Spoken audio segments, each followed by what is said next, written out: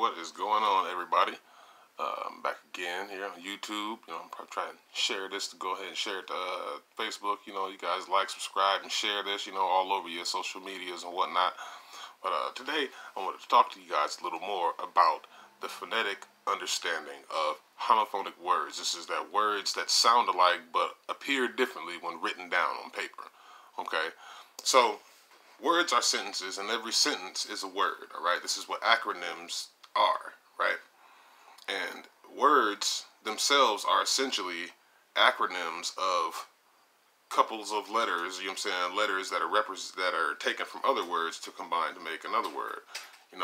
Essentially all of English language and other language, therefore, are portmanteaus. That is, two words or multiple words taken from other words and put together. So, like, you would take the syllable, what's the one everybody is when you take shipping, right? You put shipping onto something. Like, how somebody is in a bromance, that's another one, like a brolationship, like stuff like that. That's called a portmanteau, right? That's basically how all words work, right? You take the ideas and representations from one set of word, brother, and relationship, right? You split those and you take representative sections of those words and combine them to make a new word. That's how all language works, right? So, in the original understanding of language and how it worked, right, this was common knowledge. It was understood that most words have what you would call bilateral and trilateral, sometimes even quadrilateral or quadriliteral, biliteral, and triliteral meanings. This is to say that each word had multiple meanings depending on who, what, when, where, and how it was said, right? So, even the graphical representation of the words didn't really matter as much as the way it was said and the way it was heard and received by the other person, even yourself, right? So the word I want to focus on is one that everybody seems to be terrified of, and that is the word witchcraft, okay? So what I want you to understand first is that the word witch, as in, like, which one, like it's indicating it's indicating a field of possibility, all right? It's indicating not knowingness, uncertainty, right? Represented by darkness or fog, right? And when you say, like, for instance, when you have emotional storms, when you're drowning in depression, right? When things like this are how you're describing how you're feeling, these are directly represented by, like, things like turbulent waters, bad black clouds, and things like that, right? So,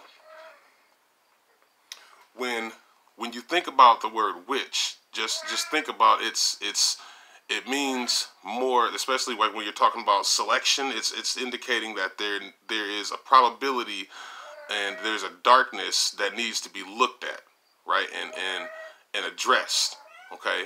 Now, when you're referring to someone as a witch, which is spelled differently when you indicate it on paper, okay, but when you say it, you're still, especially when you're directing that at a person as a title, what you're doing is just simply referencing the fact that that person is of the higher sciences, right, of the higher knowledge, that which is unseen. That is what they practice their knowledge and their understanding in. Even if you don't know that's what you're saying, because you've been taught to be afraid of even that aspect and that way of thinking, right? So when you say it, in your mind, that's a bad, scary thing.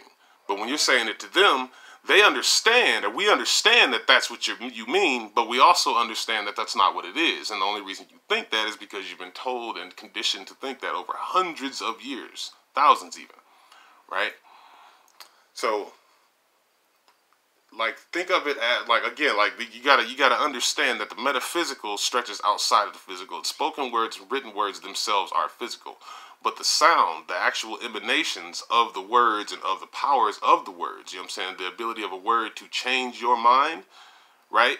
To change the way you feel, change the way you think, that ability from spoken word is just mind going to mind, right? So when you speak them out in physical sound waves impact a person's eardrum, what you're doing is physically manifesting your thought, right? So even written words are just crystallized versions of this thought.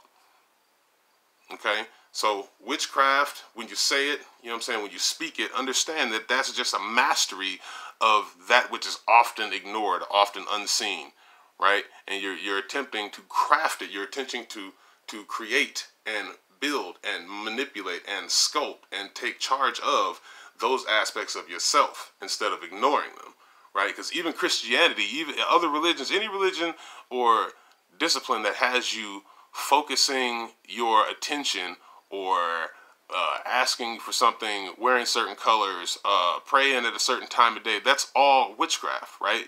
But it's what's called as highlight witchcraft or white magic, right? So the whole thing about being afraid of this word comes from a lack of understanding, right? Because my people perish for lack of understanding of themselves, right? So the first thing you need to do, right, if you find yourself being terrified by the lack of understanding of this word, is that you need to go and actually do some research into the ancient understandings of, say, Gnosticism or esoterica, all right? And esoterica is just the knowledge that has been hidden, whereas exoteric is the knowledge that they teach you, public school science, right? Even private school science, things that everybody is commonly understanding and associating with, right? But you need to study that ancient wisdom so you can understand where these words come from and why people from the Norwegian regions of the globe and people from the African and sub-equator, you know what I'm saying, regions of the globe were told that their stuff is evil and of the devil, and why they can't practice it and have to practice Christianity. Understand, right? Go back and understand why that was told to you. So then you can understand what witchcraft really is, and you stop being afraid of it, and you get over this religious shock and trauma that most people are coming into as they come out of that brainwashing and that way of thinking. But that's really all I wanted to say. I just wanted to touch on that. So I'll be back later today with another couple of videos. So you guys stay strong, be blessed, keep your heads up, keep them crowns shiny, and I'll see you later.